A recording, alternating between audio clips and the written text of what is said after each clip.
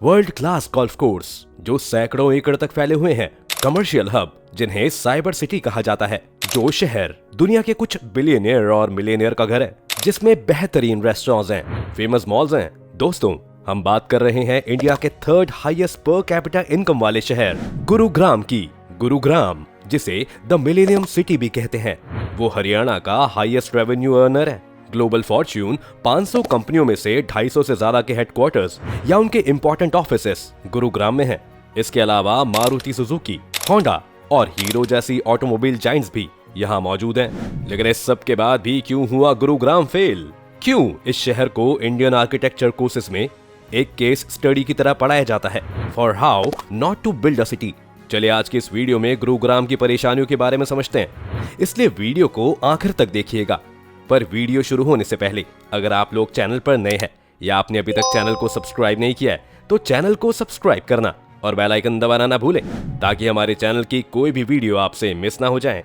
History of Gurugram. Gurugram में छिपी परेशानियों के बारे में जानने से पहले चलिए पहले थोड़ा सा गुरुग्राम के बारे में जान लेते हैं। गुरुग्राम, जिसे पहले गुड़गांव कहा जाता था, ये दिल्ली के नॉर्थ ईस्ट और रेवाड़ी के साउथ वेस्ट के बीच में मौजूद है। गुरुग्राम एक कृषि व्यापार केंद्र यानी कि एग्रीकल्चरल ट्रेडिंग सेंटर था 20वीं शताब्दी के आखिरी दशकों तक।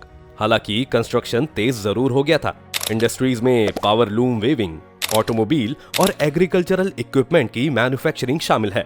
टेक्नोलॉजी, फाइनेंस और मैन्युफैक्चरिंग सेक्टर्स में कई विदेशी कंपनियों ने वहां ऑपरेशंस लोकेट किए, अपने हेडक्वार्टर्स यहां बनाए, जिसके नतीजन गुरुग्राम में और उसके आसपास पॉपुलेशन तेजी से बढ़ने लगी और इसकी आबादी 1991 और 2011 के बीच लगभग 7 गुना बढ़ गई। इसके बाद साल 2016 में हरियाणा की मनोहर लाल खट्टर सरकार ने गुड़गांव का नाम बदलकर गुरुग्राम कर दिया। इस नए नामकरण के लिए खट्टर सरकार ने महाभारत का रेफरेंस दिया था। महान गुरु भक्त एकलव्य का हरियाणा के गुड़गांव से गहरा संबंध है। पौराणिक मान्यता है कि इस स्थान पर ही गुरु द्रोणाचार्य ने एकलव्य से उसका अंगूठा मांगा था, ताकि धनुष विद्या में वह धनुधर अर्जुन का मुकाबला नहीं कर सके। गुरुग्राम में ही एकलव्य ने अपना अंगूठा काटकर गुरु दक्षिणा दी थी। आज इस शहर की पहचान भले ही मॉडर्न और हाईटेक सिटी के रूप में है, लेकिन इसकी अपनी यूनिक कल्चर हेरिटेज है।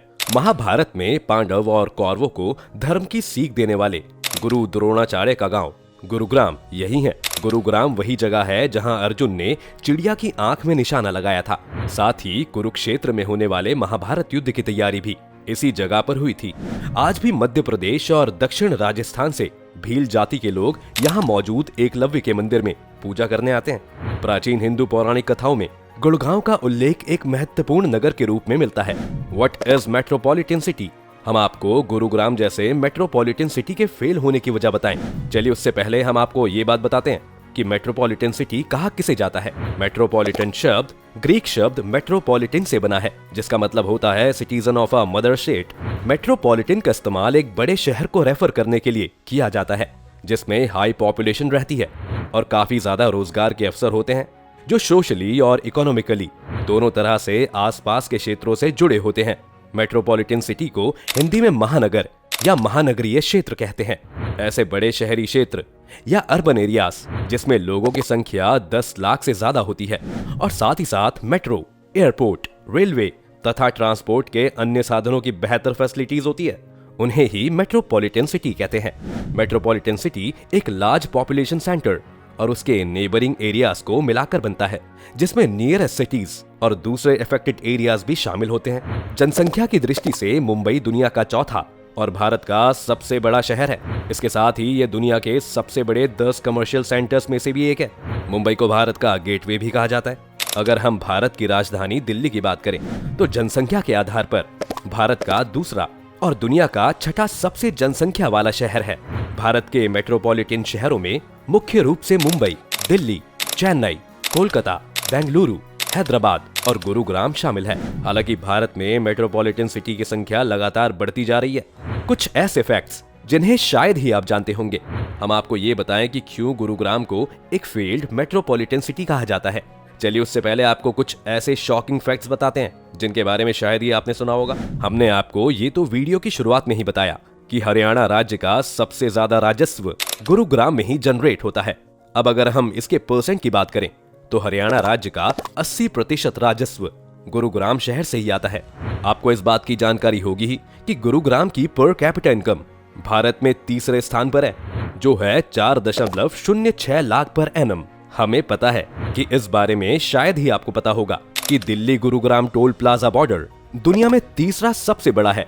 इतना ही नहीं दोस्तों, हम आपको ये भी बता दें कि भारत में गुरुग्राम में पर स्क्वायर किलोमीटर में highest number of professional employees हैं। क्या आप लोग ये बात जानते थे कि गुरुग्राम नॉर्थ इंडिया का आईटी हब है? गुरुग्राम भारत का कॉर्पोरेट हब है। इंडियन इकोनॉमी में गुरुग्राम की इंपॉर्टेंस को इस फैक्ट से समझा जा सकता है कि फॉर्चून इंडिया 500 में से 60% सह कंपनियों के ऑफिसेस गुरुग्राम में है। मारुति सुजुकी प्राइवेट लिमिटेड 1970 के दशक में गुरुग्राम में एक ऑफिस शुरू करने वाली पहली कंपनी थी और तब से इस शहर ने कभी पीछे मुड़कर नहीं देखा। अपोलो से गो आईबीबो तक और यात्रा.com से ओपल इंडिया तक ऐसी सैकड़ों भारतीय कंपनियां हैं जो गुरुग्राम शहर में मौजूद हैं। गुरुग्राम भारत का दूसरा सबसे बड़ा इंफॉर्मेशन टेक्नोलॉजी सेंटर और तीसरा सबसे बड़ा फाइनेंशियल और बैंकिंग सेंटर है। गुरुग्राम भारत के सबसे बड़ी मेडिकल टूरिज्म इंडस्ट्री का भी घर है। वहीं अगर हम टोटल एसेट्स की बात करें तो इस मामले में गुरुग्राम देश का 8वां सबसे बड़ा शहर है। गुरुग्राम भारत की कई बड़ी कंपनियों के हेडक्वार्टर्स के रूप में काम करता है। ये हजारों स्टार्टअप कंपनियों का घर है। Why did Gurugram fail? आइए अब समझते हैं उस सवाल के जवाब को जिसने एक शहर के एग्जिस्टेंस पर ही सवाल उठा दिए। कौन कौन सी परेशानियां झेल रहे हैं गुरुग्राम के लोग? क्या है गुरुग्राम का सच? आइए जानते हैं। Problem number 1, civil infrastructure. Civil infrastructure में कई सेक्टर आते हैं, जिनमें से 3 मेजर इंफ्रास्ट्रक्चर हैं: transport and connectivity, water supply और इलेक्ट्रिसिटी। आइए अब इनसे जुड़ी परेशानियों के बारे में विस्तार से जानते हैं। Transport and connectivity. गुरुग्राम में हमेशा से एक मजबूत पब्लिक ट्रांसपोर्ट सिस्टम की एब्सेंस रही है। अभी कुछ ही महीने पहले दिल्ली गुरुग्राम सीमा पर दिल्ली मेट्रो की येलो लाइन की सेवाओं में अनएक्सपेक्टेड डिसरप्शन हो गया था, जिसकी वजह से कई लोगों को ऑल्टरनेटिव ट्रांसपोर्ट की कमी की वजह से गर्मी में लंबी दूरी तय करनी पड़ी और गुरुग्राम दिल्ली मार्गों पर मीलों तक का जाम लगा रहा। और इसमें गुरुग्राम की डिसफंक्शनल पब्लिक ट्रांसपोर्ट सिस्टम की परेशानी को भारत के सामने लाकर एक बार फिर खड़ा कर दिया।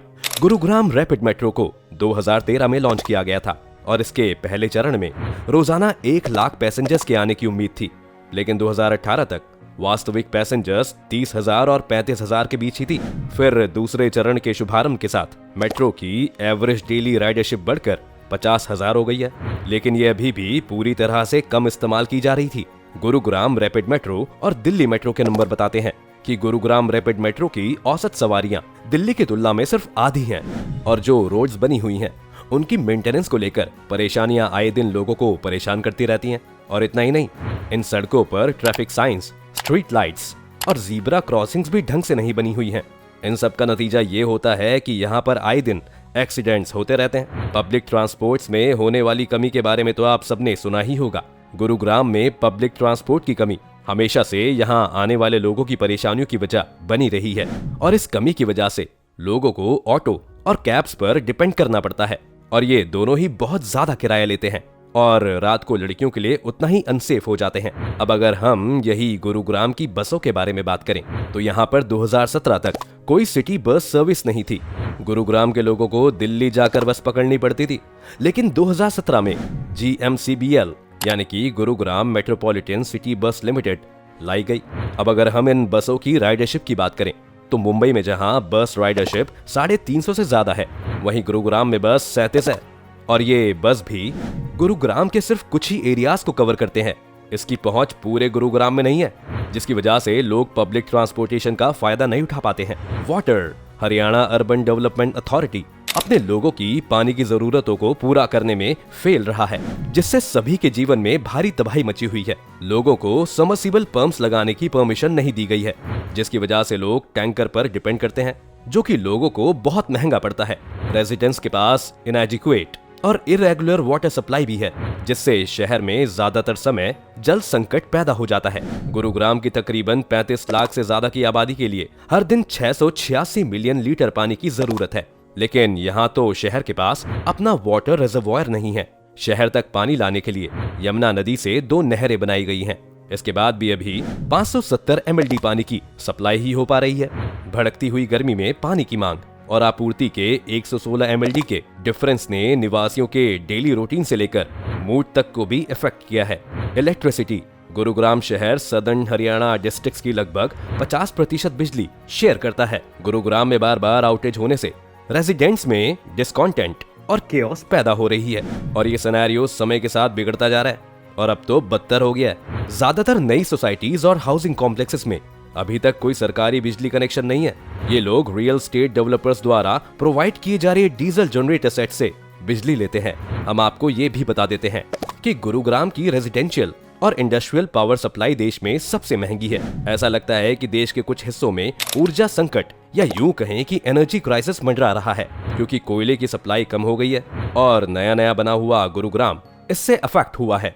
हरियाणा के गुरुग्राम में काफी ज्यादा बिजली कटौती देखी गई है क्योंकि शहर में बिजली की मांग 9000 मेगावाट तक पहुंच जाती है और यहाँ सप्लाई में 1500 मेगावाट की कमी आती है। Drainage system and flooding, Gurugram शहर में ऐसी कोई सड़क या एरिया नहीं है जहां पर जल भराव ना होता हो।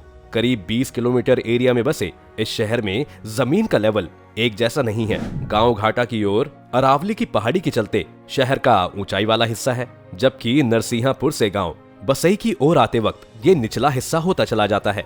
ऊपरी और नीचे वाले हिस्से में 90 से 100 मीटर तक का डिफरेंस बताया जाता है। ऐसे में बारिश के दिनों में गांव घाटा और फरीदाबाद रोड की ओर से पानी बहकर पुराने शहर की ओर आता है। करीब 30 लाख की आबादी वाले शहर में सालों से 56 सेक्टर तक का एरिया था। सेक्टर 58 से 115 तक डेवलप हो रहे हैं। गांव घाटा के अलावा SPR पर नए सेक्टर बसा दिए गए हैं, जिसकी वजह से यहाँ पर नेचुरल ड्रेन्स खत्म कर दिए गए हैं, जिसके चलते पानी नलों की बजाय रोड, गांव और कॉलोनियों में आ रहा है और यही वजह है कि यहाँ पानी भरने की परेशानी बढ़ती जा रही है। शहर में मास्टर सीवर लाइन और ड्रेन की बात की जाए तो ये करीब 150 किलोमीटर का एरिया है। इस एरिया की हर साल सफाई नहीं हो पाती है, जिससे पानी का फ्लो कम रहता है। पानी ओवरफ्लो होकर रोड पर आता है। अगर इसकी हर साल सफाई हो तो जल भराव से काफी हद तक निजात मिल जाए। लगातार बारिश के कारण काफी मात्रा में लो लाइन एरिया में जल भराव होता है। हाईवे पर नरसिंहपुर में तो सालों से ये दिक्कत है। हालांकि यहाँ पर GMDA ने हाईवे कैपेसिटी के 4 पंप लगा दिए हैं, लेकिन पानी निकालने में कई घंटे का समय लगता है। गुरुग्राम में 110 ऐसे पॉइंट चिन्हित किए गए हैं जहाँ पर पानी भरता है। हालांकि हाईवे पर Hero Honda Chowk, golf course road underpass, ambience mall सहित कई एरिया में अब जल भराव से निजात मिली है। इसके अलावा हाईवे पर नरसिंहपुर, मानेसर, खांडसा, इफ्को चौक, महाराणा प्रताप चौक, ज्वाला मील, शीतला माता रोड, बसई चौक, द्वारका एक्सप्रेसवे, राजीव नगर, पालम विहार, धर्म कॉलोनी, सोहना रोड, सेक्टर 46, SPR, वाटिका चौक आदि पॉइंट्स पर अब भी ज्यादा जल भराव होता है। Problem number 2, traffic and pollution. Gurugram की सड़कों पर रोजाना आने जाने वालों को जाम से जूझना पड़ता है। बारिश इस शहर में और कहर बरपाती है, जहां तूफानी जल निकासी अभी भी योजनाओं के चरणों में है। 2016 में शहर में लगभग 24 घंटे तक चलने वाला ट्रैफिक जाम देखा गया था, क्योंकि लोग पानी से भरे सड़कों पर अपने व्हीकल्स नहीं ले जा सकते थे। और ये शहर के लिए कोई नई बात नहीं है, जो मल्टीनेशनल कंपनीज का घर है। आपको ये जानकर हैरानी होगी कि अनप्रेडिक्टेबल ट्रैफिक की वजह से ट्रेन्स, फ्लाइट्स और एंगेजमेंट्स का गायब होना अब निवासियों के लिए एक आम समस्या है। ट्रैफिक सिग्नल गलत तरीके से लगाए गए हैं या शहर में कई जगहों पर काम नहीं कर रहे हैं, जिसके नतीजन ट्रैफिक जाम हो गया है। मिलेनियम सिटी कहे जाने वाले गुरुग्राम में पोल्यूशन की समस्या कम होने का नाम ही नहीं ले रही है। इस शहर ने विश्व में एक और जहां तरक्की के क्षेत्र में अपनी अलग पहचान बनाई है, वहीं बढ़ता पोल्यूशन इस पहचान पर दाग लगा रहा है। यह शहर साल 2021 में साउथ एशिया के प्रदूषित शहरों में 18वें स्थान पर रहा था और इसका खुलासा ग्रीन पीस की वर्ल्ड एयर क्वालिटी रिपोर्ट 2021 में हुआ था। एक रिपोर्ट के मुताबिक साउथ एशिया के सबसे प्रदूषित 15 शहरों में से 12 शहर भारत और 3 शहर पाकिस्तान के हैं। इनमें पहले नंबर पर राजस्थान का भिवाड़ी, दूसरे स्थान पर उत्तर प्रदेश का गाजियाबाद और तीसरे स्थान पर राजधानी दिल्ली है। वहीं हरियाणा के 3 शहर सबसे प्रदूषित शहरों में शामिल हैं, जिनमें हिसार 10वें, फरीदाबाद 11वें और रोहतक 13वें स्थान पर है। इसके अलावा साल 2017 और 18 में गुरुग्राम पहले नंबर पर रहा था। साउथ एशिया में साल 2020 में गुरुग्राम प्रदूषण के मामले में 24वें स्थान पर रहा था। साल 2021 में शहर की आबोहवा ज्यादा जहरीली रही, जिसके चलते गुरुग्राम 6वीं रैंकिंग पर रहा। वहीं साल 2019 में गुरुग्राम 7वें नंबर पर आता। Problem number 3, lack of public health care facilities. भले ही गुरुग्राम क्वालिटी हेल्थ केयर और एजुकेशनल फैसिलिटीज का दावा कर सकता है, जिसने नेशनल और इंटरनेशनल लेवल पर अपना नाम बनाया हो। गुरुग्राम में 4 बड़े हॉस्पिटल हैं, जैसे मेडिसिटी, आर्टेमिस, फोर्टिस, पारस। अनफॉर्चुनेटली आज भी ये ज्यादातर रेजिडेंट्स के लिए पहुंच से बाहर है, क्योंकि मिडिल क्लास लोग तो इन्हें अफोर्ड नहीं कर पाते हैं, जिनकी वजह से लोग इन हॉस्पिटल्स में जाने से पहले 10 बार सोचते हैं। और ये सर्विसेज आज भी प्राइवेट प्लेयर्स के हाथों में है। भले ही गुरुग्राम हरियाणा का सबसे अमीर शहर है, लेकिन इसकी public educational and medical facilities भी दूसरे शहरों की तुलना में बेहतर नहीं है। इसके ऑपोजिट गुरुग्राम ने हाल ही में अपने सबसे पुराने सिविल अस्पताल को सरकारी एजेंसियों द्वारा अनसेफ माने जाने के बाद बंद कर दिया है।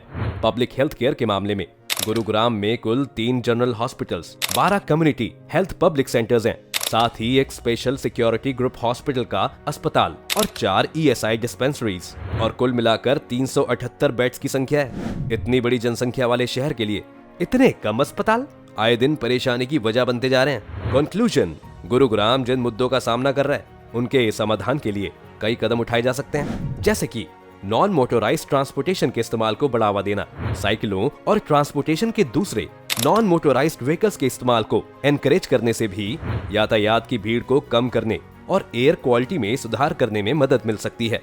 ग्रीन स्पेसेस और पार्क डेवलप करना, ज्यादा ग्रीन स्पेसेस और पार्क प्रोवाइड करने से रेजिडेंट्स के लिए लाइफ की ओवरऑल क्वालिटी में इम्प्रूव करने में मदद मिल सकती है और लोगों को रिलैक्स करने और आराम करने के लिए जगह मिल सकती है। वेस्ट मैनेजमेंट प्रैक्टिसेस को मजबूत करना, वेस्ट मैनेजमेंट प्रैक्टिसेस में सुधार से पॉपुलेशन को कम करने और शहर की ओवरऑल क्लीननेस में सुधार करने में मदद मिल सकती है। सस्टेनेबल डेवलपमेंट को बढ़ावा देना, बिजनेसेस और डेवलपर्स को सस्टेनेबल प्रैक्टिसेस को अपनाने के लिए एनकरेज करने से शहर के एनवायरमेंटल इम्पैक्ट को कम करने में मदद मिल सकती है। तो दोस्तों, आज की वीडियो में बस इतना ही। उम्मीद है आपको आज की इस वीडियो से काफी कुछ नया सीखने को मिला होगा। अगर आपको ये वीडियो पसंद आई हो तो इसको लाइक करें, और अगर आप चैनल पर नए हैं तो जाने से पहले चैनल को सब्सक्राइब करना बिल्कुल ना भूलें।